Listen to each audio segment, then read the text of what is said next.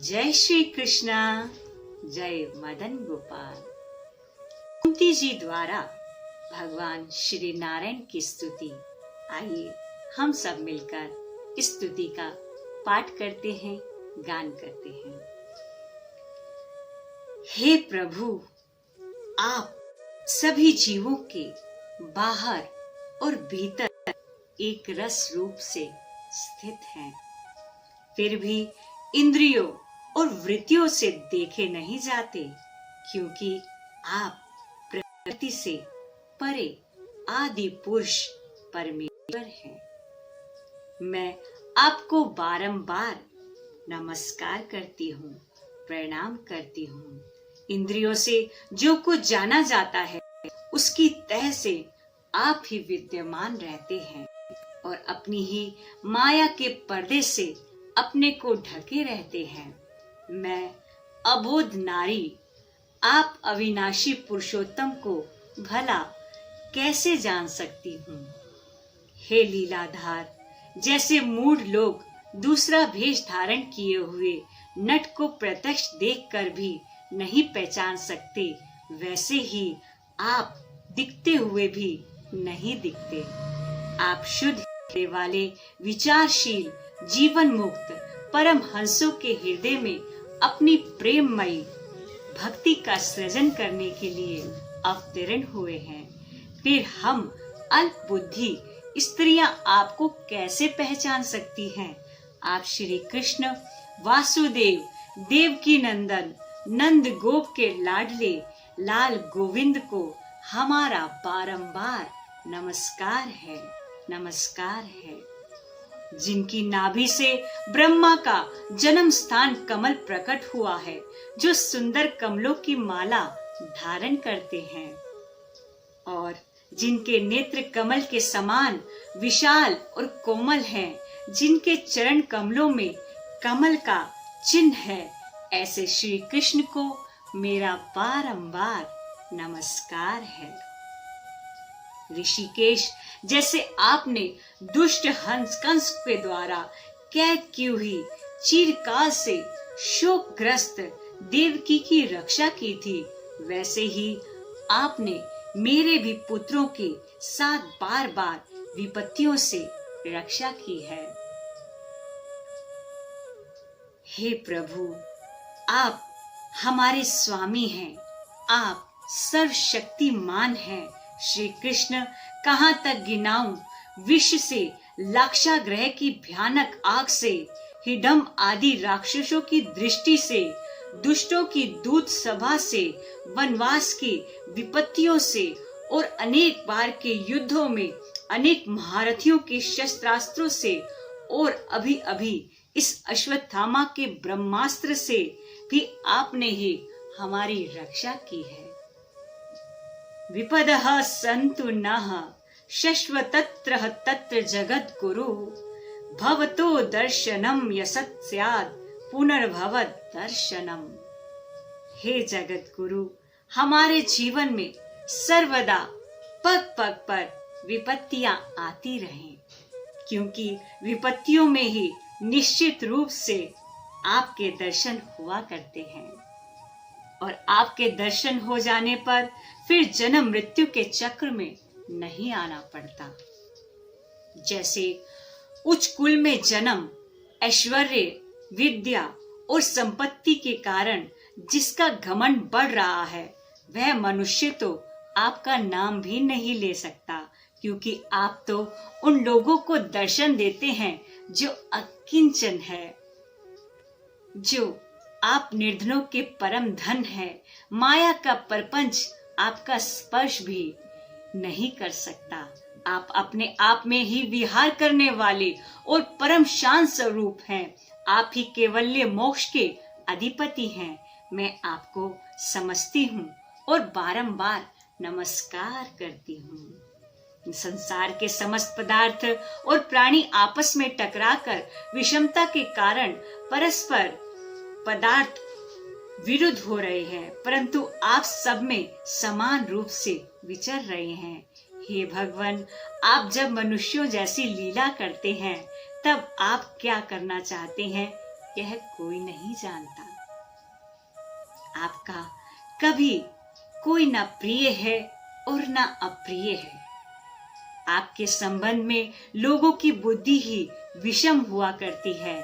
आप विश्व के आत्मा हैं, विश्व रूप हैं। ना आप जन्म लेते हैं और ना कर्म ही करते हैं।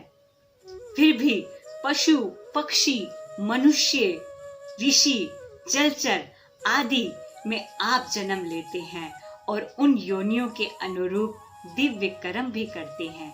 यह आपकी लीला ही तो है। जब बचपन में आपने दूध की मटकी फोड़कर यशोदा मैया को खिजा दिया था और उन्होंने आपको बांधने के लिए हाथ में रस्सी ले ली थी, तब आपकी आंखों में आंसू छलक आए थे और काजल कपोलों पर बह चला था। नेत्र चंचल हो रहे थे और भय की भावना से आपने अपने मुख को नीचे की ओर झुका लिया था। आपकी उस दशा का, लीला छवि का ध्यान करके मैं मोहित हो जाती हूँ। भला जिससे भय भी भय मानता हो, उसकी यह दशा है।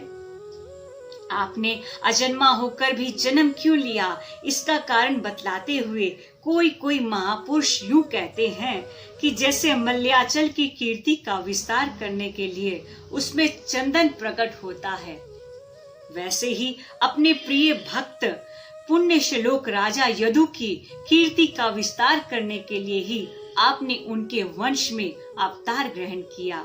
दूसरे लोग यूं कहते हैं कि वसुदेव और देवकी ने पूर्व जन्म में सुतपा और कृष्ण के रूप में आपसे यही वरदान प्राप्त किया था, इसलिए आप अजन्मा होते हुए भी जगत के कल्याण और दैत्यों के नाश के लिए उनके पुत्र बने हैं। कुछ और लोग यूं कहते हैं कि यह पृथ्वी दैत्यों के अत्यंत भार से समुद्र में डूबते हुए जहाज की तरह डगमगा रही है और पीड़ित हो रही है। तब ब्रह्मा की प्रार्थना से उसका भार उतारने के लिए आप प्रकट हुए हैं। कोई महापुरुष यूं कहते हैं कि जो लोग इस संसार में अज्ञान, कामना और कर्मों के बंधन में जकड़े हुए पीड़ित हो रहे हैं, उन लोगों के लिए श्रवण और स्मरण करने योग्य लीला करने के विचार से ही आपने अवतार ग्रहण कर लिया है। भक्तजन बार बार आपके चरित्र का श्रवण, गान, कीर्तन एवं स्मरण करके आनंदित होते रहते हैं। वे ही अविलंब आपके उन चरण कमलों के दर्शन कर पाते हैं जो जन्म मृत्यु के प्रवाह को सदा के लिए रोक देते हैं। भक्तवांछा कल्पतरु प्रभु, क्या आप अपने आश्रित और संबंधी हम लोगों को छोड़कर जाना चाहते हैं? आप जानते हैं कि आपके चरणों कमलों के अतिरिक्त हमें और किसी का सहारा नहीं है। पृथ्वी के राजाओं के तो हम यूं ही विरोधी हो गए हैं। जैसे जीव के बिना इंद्रियां शक्तिहीन हो जाती हैं, वैसे ही आपके दर्शन के बिना हम भी शक्तिहीन हो जाएंगे, हम विहीन हो जाएंगे। हे जगदीश्वर, हे गदाधर, आपके विलक्षण चरण चिन्हों से चिन्हित यह कुरुआ जंगल देश की भूमि आज जैसी शोभायमान हो रही है, वैसी आपके चले जाने के बाद ना रहेगी। आपकी दृष्टि के प्रभाव से ही यह देश पकी हुई फसल तथा लता वृक्षों से समृद्ध हो रहा है। ये वन, पर्वत, नदी और समुद्र भी आपकी दृष्टि से ही वृद्धि को प्राप्त हो रहे हैं।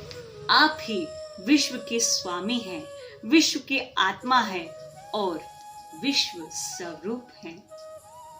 हे यदुवंशियों और पांडवों में मेरी बड़ी ममता हो गई है। आप कृपा करके सब जनों के साथ जोड़े हुए इस स्नेह की दृढ़ फांसी को काट दीजिए। श्री कृष्ण जैसे गंगा की अखंड धारा समुद्र में गिरती रहती है, वैसे ही मेरी बुद्धि किसी दूसरी ओर न जाकर आपसे ही निरंतर प्रेम करती रहे, निरंतर प्रेम करती रहे। श्री कृष्ण अर्जुन के प्यारे सखा, यदुवंश शिरोमणि, आप पृथ्वी के भार रूप राजवेशधारी दैत्यों को जलाने के लिए अग्नि स्वरूप हैं। आपकी शक्ति अनंत है। हे गोविंद, आपका यह अवतार गो, ब्राह्मण और देवताओं का दुख मिटाने के लिए ही है। हे योगेश्वर, चराचर के गुरु भगवान, मैं आपको बारंबार नमस्कार करती हूँ, नमस्कार करती हूँ, नमस्कार करती हूँ। जय श्री कृष्णा, जय मदन गोपाल, जय मदन गोपाल।